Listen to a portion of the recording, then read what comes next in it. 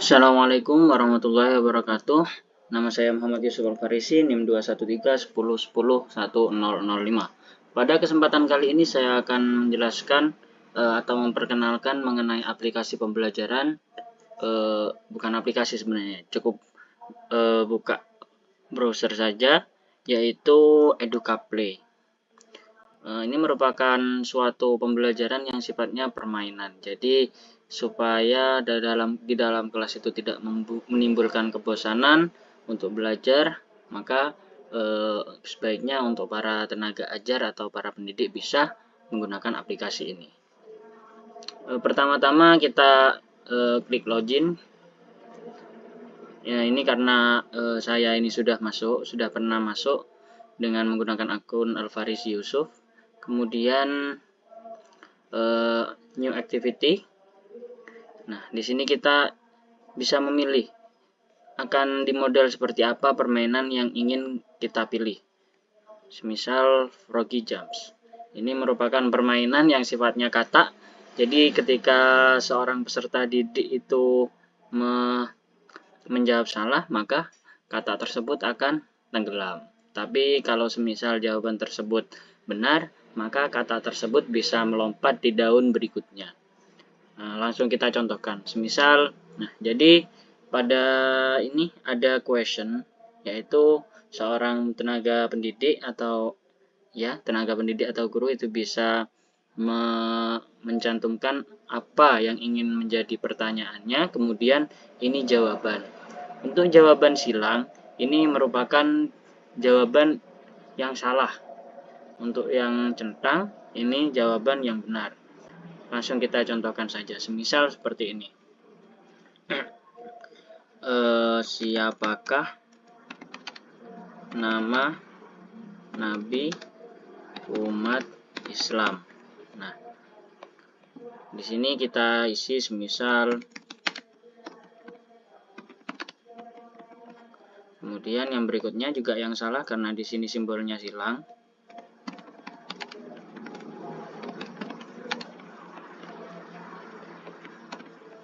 Dan ini centang yang jawaban yang benar karena di sini gambarnya centang.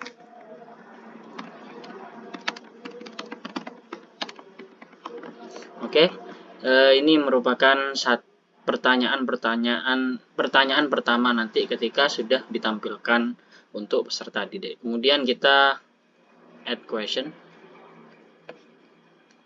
lagi, klik 2 kali, langsung lanjut ke pertanyaan kedua. Semisal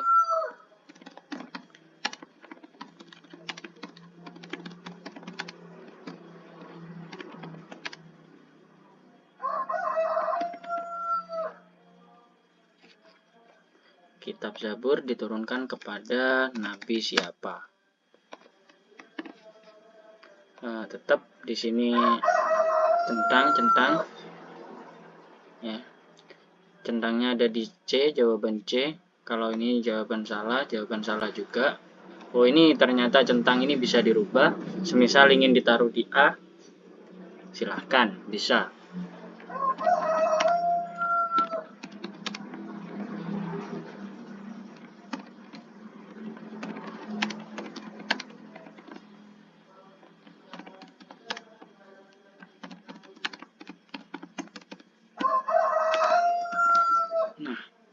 Sama seperti langkah yang tadi, kita klik add question, klik 2 kali.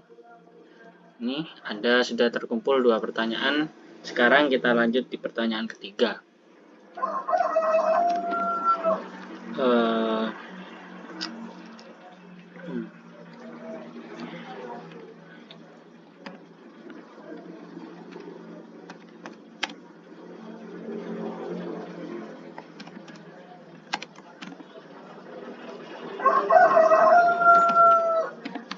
Misal seperti ini pertanyaannya.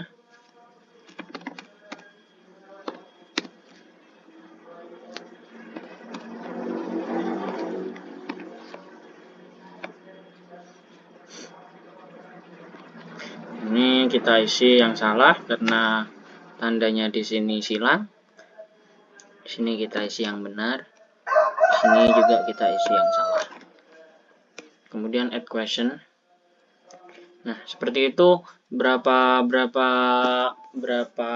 soal yang tenaga pendidik inginkan bisa nambah terus dan melewati cara yang sama.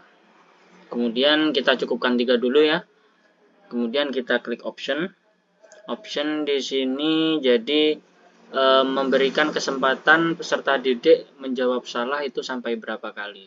Karena jawaban clue-nya hanya 3, maka 1 kali saja. Kemudian time untuk menjawab soal tersebut peserta didik diberi berapa detik. Misal ini kalau di sini ya mengurangi, kalau di sini menambah. Misal 15 detik.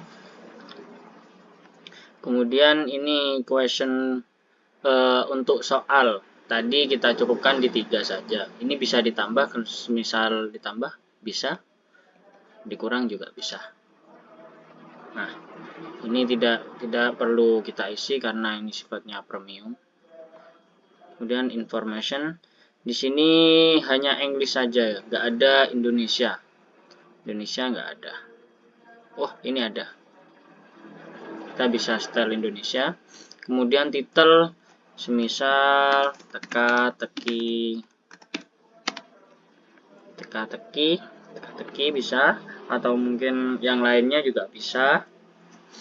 Deskripsinya misalnya pilihlah jawaban yang paling dianggap tepat. Misal seperti ini. Kemudian di sini juga ada rekomendasi usia. Jika perlu diisi, silahkan. Kalau tidak perlu dilewati saja, ya silahkan. Misal umur 10 tahun. Nah, ini mengenai sebenarnya pertanyaan yang kita buat itu mengenai apa? Story, semisal. Nah, kemudian di sini harus setidaknya itu memilih tiga teks, mengetek 3, semisal apa lagi?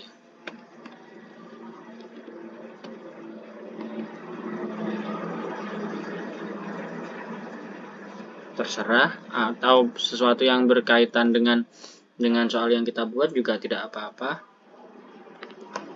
Apalagi semisal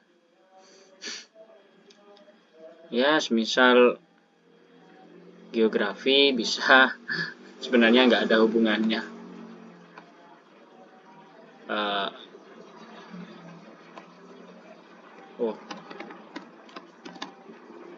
Story. Nah, sudah 3.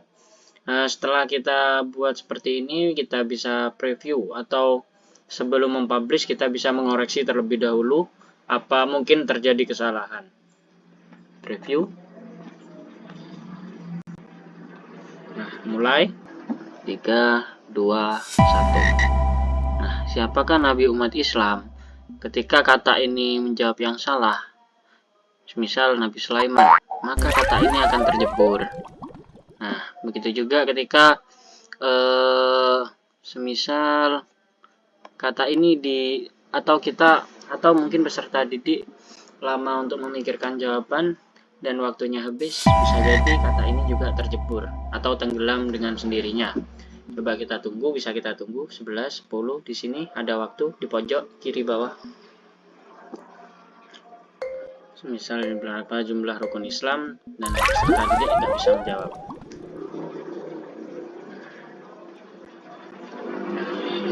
Nah, sekarang coba kita dengan jawaban yang benar. Bagaimana akhirnya kata ini sampai pada daratan. Kitab Zabur diturunkan kepada Nabi Daud. Kemudian berapakah jumlah rukun Islam? 5.